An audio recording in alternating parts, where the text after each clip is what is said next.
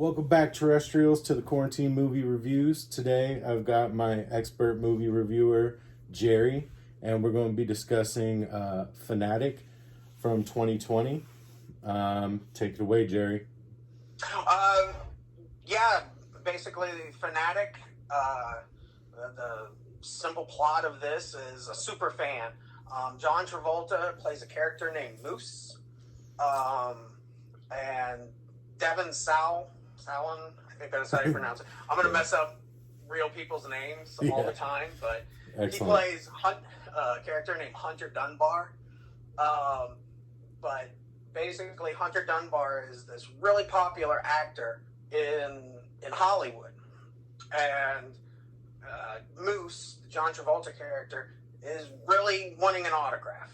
You know, he does like silly things on Hollywood Boulevard, and it just becomes this moment of intensity that, you know, he starts stalking him. You know, he learns where Hunter lives and gives him a note and stuff, and it escalates more and more and more to a comical pitch almost. The movie was directed by lead singer of Limp Bizkit, Fred Durst. It was it was a screenplay by Fred Durst and a guy named Dave Berkenman. I think that's how you pronounce his name. And it's a story by Fred Durst. Basically, there was like 4 or 5 people putting money into this movie. But Redbox, the company, they were trying to get into like the Hulu, Netflix kind of deal and stuff, and they put all their eggs in one basket with this movie, basically. They put it all in that Limp Bizkit basket. Yeah, the Limp Bizkit basket, basically. But it's, you know, it's really well shot. Like, the cinematography is really good. You know, the sound quality, you know, all the backstage stuff, but the writing of the movie, not the dialogue writing, but the writing of, like, getting to point A to point B, you know, that in-between parts, that just, it's like, what somebody wasn't doing, like, you know, it's like they turned in a first draft of their, like, of their screenplay and stuff. And I was like, yeah, sure, go and shoot it. Who cares? You're Fred Durst. You know? You're Limp Bizkit, bro. So it's all about the really, nookie. Go get it. Yeah, it felt like that. There's another side character in there. Her name is Liam, played by Anna Golja. All right. I don't know. But Leah kind of takes the Moose's character. She's a paparazzi in the movie, and she's the one who kind of helps him, you know, fill his dreams and stuff, you know, finding these famous people, basically, and especially this Hunter Dunbar.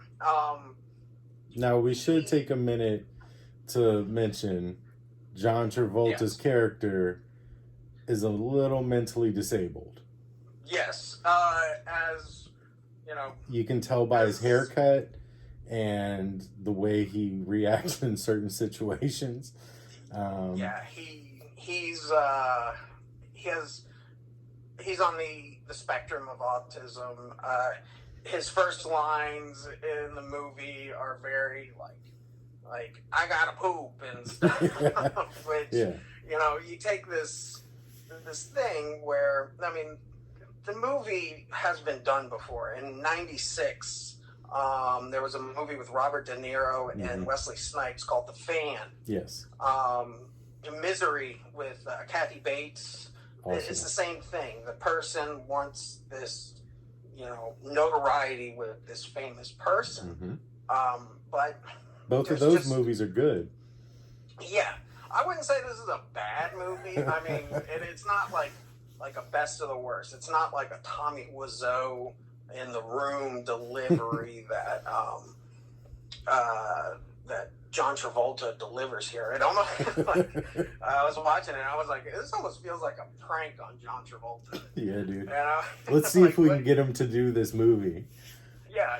It's like, let's see if you can say that and stuff. You know, like a character named Todd in the movie. He's a side performer. He's a magician, but Todd is like kind of like egging this character of Moose on, and Moose gets upset and he's yelling at him while he's strangling him, going, "I wish Freddy Krueger would cut your head off and your head would be rolling," and it gets silly after a while. Yeah. That's towards the climax too. That's kind of like the setting off point of him going full tilt to the extreme. He was able to kind of like control himself a little bit, or it didn't seem to really bother him that much. But then that altercation seemed to drive him to like, I'm just going to go full on and do exactly what I want to do, and nobody's going to stop me. Yeah, you can definitely see where it goes from like an idea.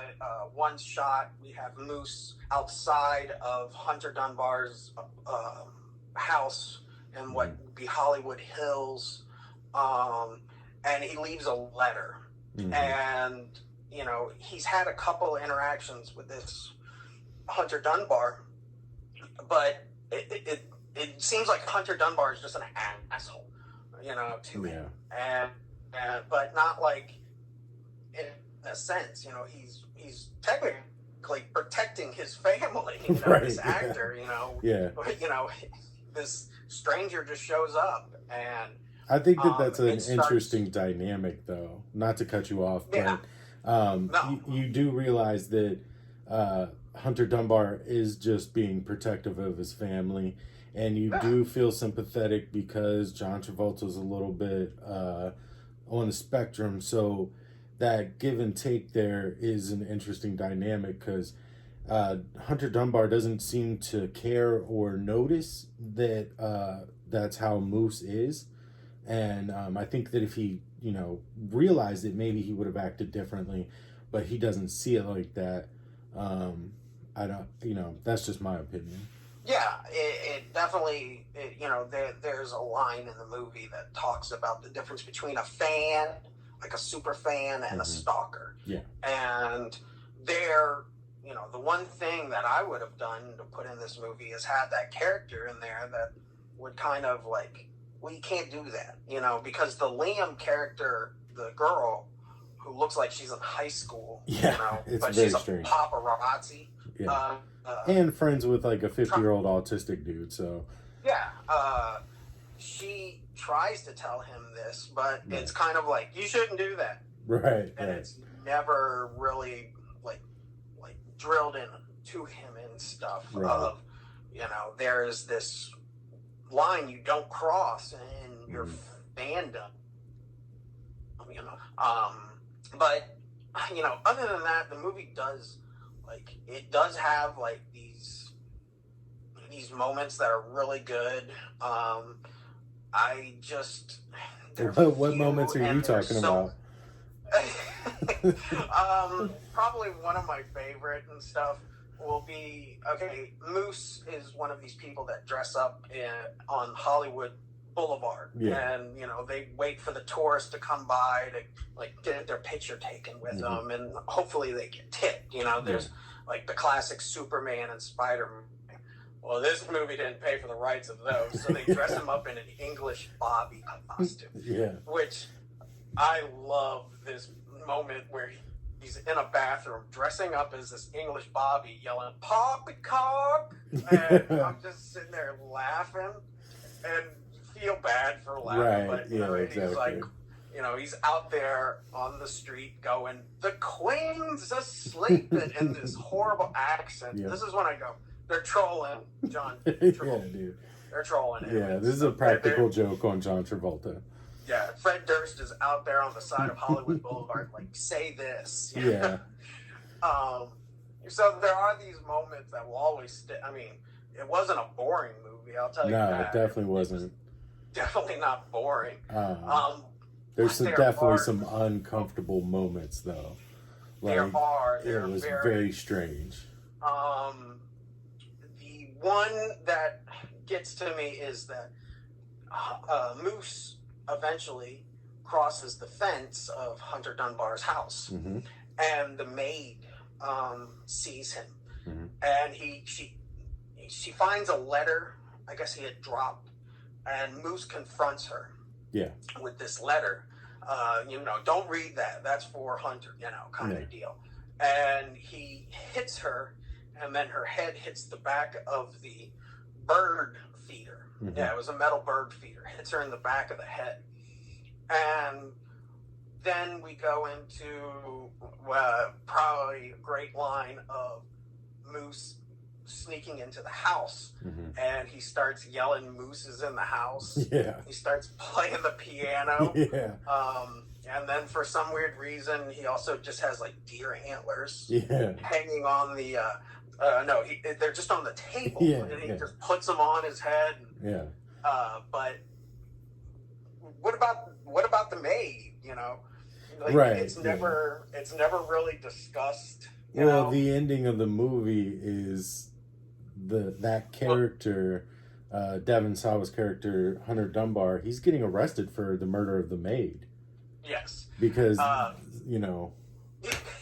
why the fuck not? That makes all the sense in the world. Well, yeah, they imply that the gardener found her and stuff, but, I mean, from the time that Moose killed her to the time that the gardener found her, that had to have been like 3 or 4 days. Exactly, yeah. Trust me, I noticed when like a tree in my backyard, like a couple branches break off and stuff, like, oh, the branches came off back there. Did they just walk past being like, oh, the man meat back there is just asleep, Yeah.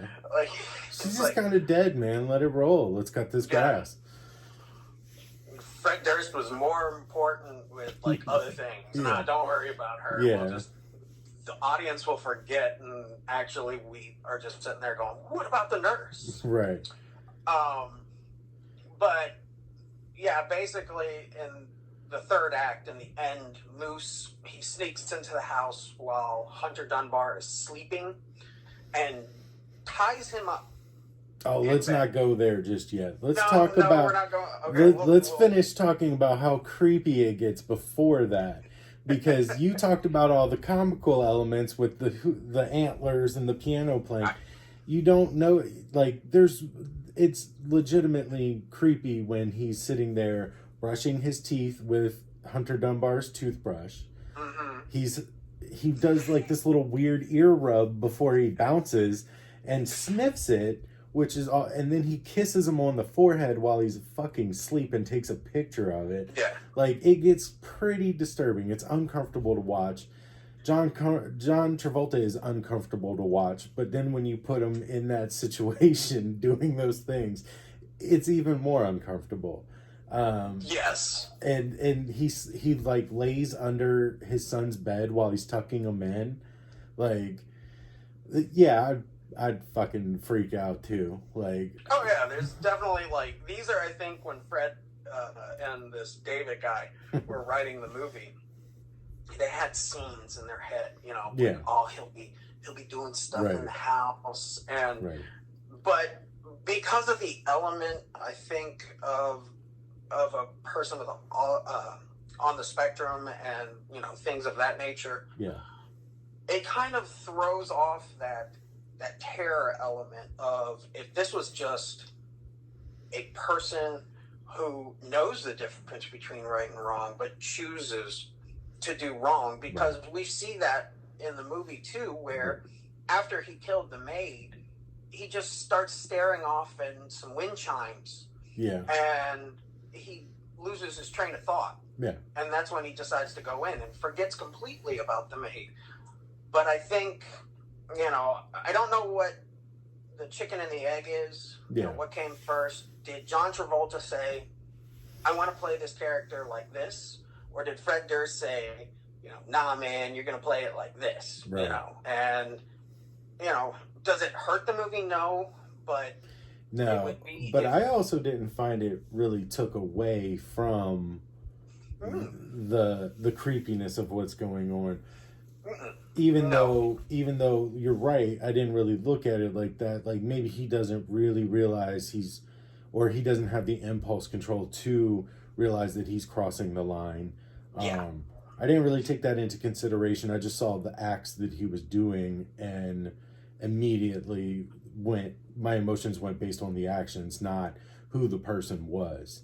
Yeah. And that's why I was like, yeah, dude, I'm right there with you, Hunter Dunbar. Like, you know, but yeah. Yeah, but it's a heel versus heel program where we can't sympathize or, you don't really want to be upset with Moose, Right. John Travolta character, because he, what he's doing is innocent in his heart, Yeah. But at the same time, you don't want to, damn the Hunter Dunbar, the Devin Salwin, I can't remember his real name. The dude from Idle Hunter Hands. Dunbar for the rest of my life. Right, yeah. But you don't want the Hunter, you don't want to, because what he's doing is just protecting his house. And, I mean, as a celebrity, these are real things. I mean, with, stalkers and, things of that nature. Yeah. The real crucial moment, of craziness is even his character of his friend Leah. He attacks her because she confronts him with the difference between being a fan and being a stalker. Yeah. And that's when I think he loses control. He starts burning all of his memorabilia that he spent. He said in the beginning of the movie he buys a jacket for $300. Yeah. And what a rad jacket it was. Lots of bedazzle. Rico, I think it's a Rico. Yeah. Oh man, he even wears it on the front, and I was like, oh, I gotta start doing that. And that's kind of where I leaned at he's on the spectrum.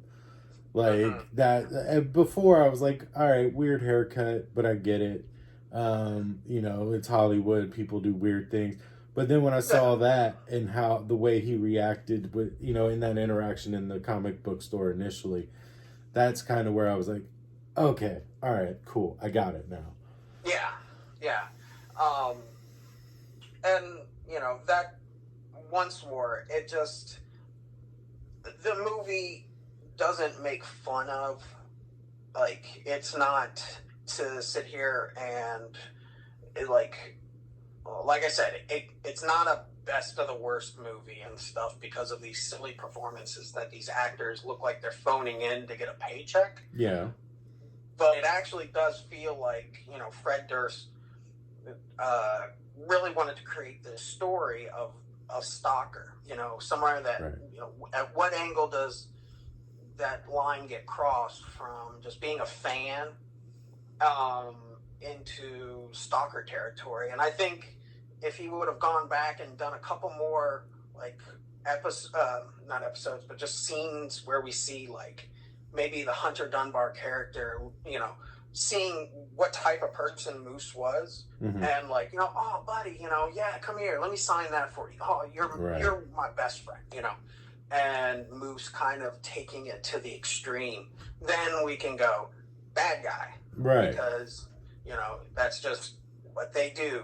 Actors, at these Comic-Cons and stuff, just signing that piece of paper, being like, "You're my best friend." Yeah, exactly. People just taking it way to the top, I definitely think that would have definitely given a more distinction of Hunter Dunbar giving him the chance to get the experience that he wanted. And if it still escalated, then you don't have... Because honestly, at the end of the movie, I had sympathy for Moose.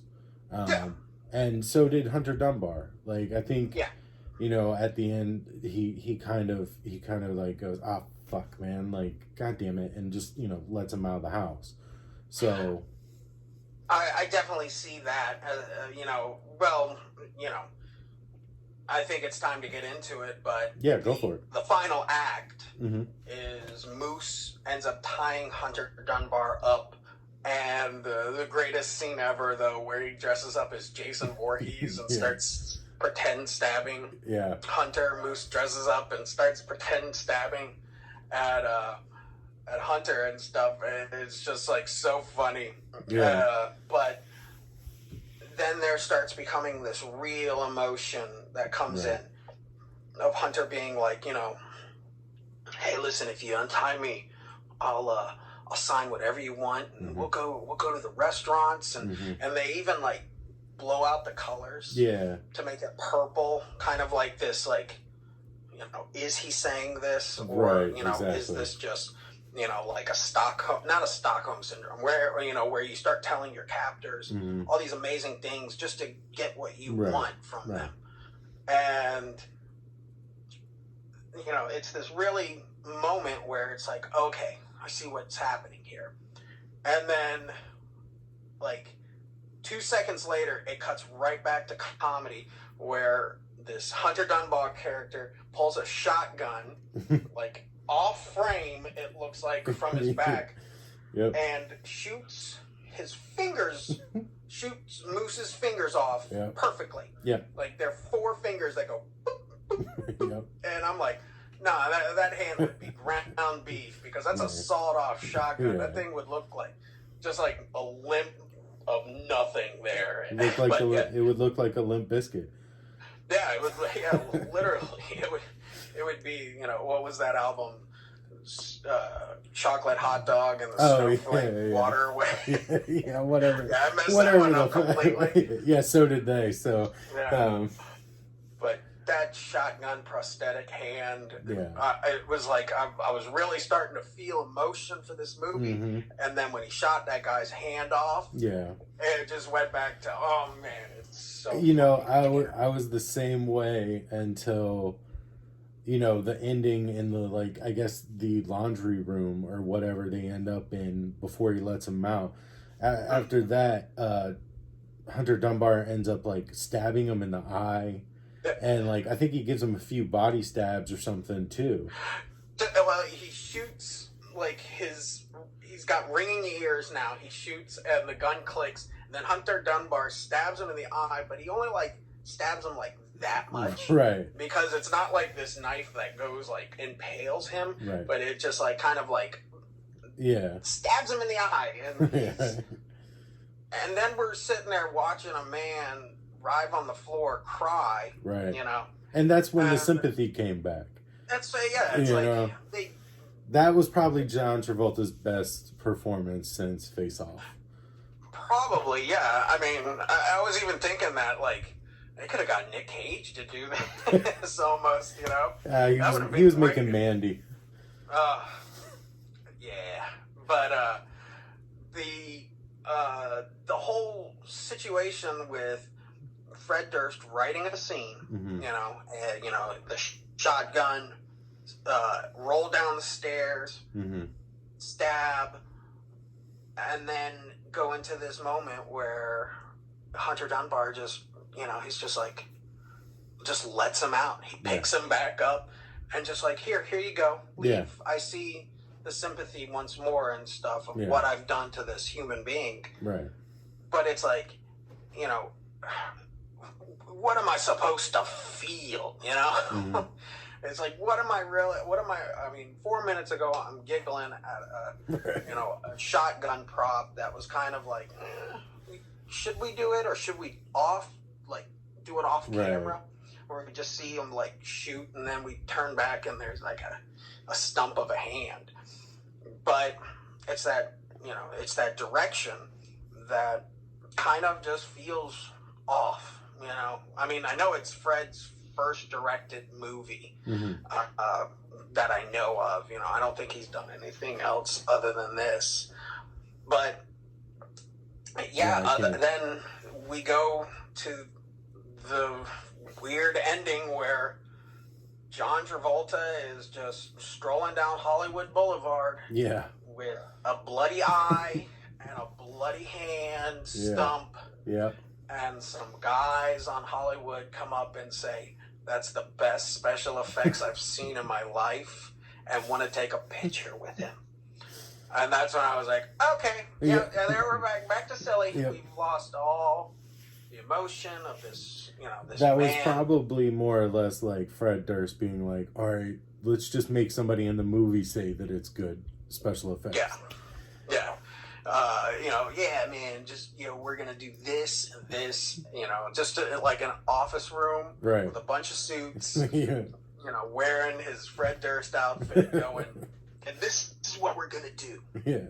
And the company's like, yeah, sure.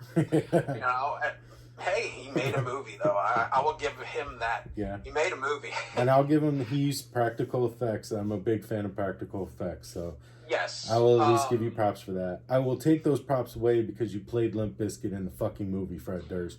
God damn it. You like Bizkit? You like, yeah. There's that great moment where there too, where he's trying to get his son to start listening to Limp Bizkit. Right. I wanted his son to like put down his cell phone from doing TikToks for a second and like be like, what are you talking about, Dad? Yeah. Lame boomer. This is trash, man. Yeah. But the movie itself, all I can really tell anybody out there is watch it. I definitely watch it. Yeah. But the behind the scenes stuff is really where I started like wanting to figure this out.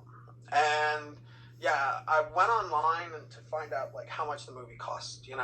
That's with production, actor salary, and also just marketing. How many times did it show up on YouTube? To make a channel. I mean, make a profit and stuff. Right. But I found like mixed conversations of like $23 million and $5 million that it cost to make. Okay, so somewhere in between there. Yeah, anywhere between there. Like I said, I couldn't find like a straight answer of anybody, Then John Travolta, being a very, very mainstream actor, he had a contract clause that said that this won't be just sold to streaming service or go straight to DVD. It has to have theater release. As a matter of fact, if you look at a lot of John's movies of Reese, they are like straight to streaming, straight to Redbox and stuff. So the company that was for distribution, they got 52 theaters to open it. Out of those 52 theaters, they only made like $3,153 total. That's about $60 a theater. Yeah. So that's awesome. Yeah. Let's see. Tickets cost like, almost $20. So being three people in a theater, being like, yeah, I'm going to go see this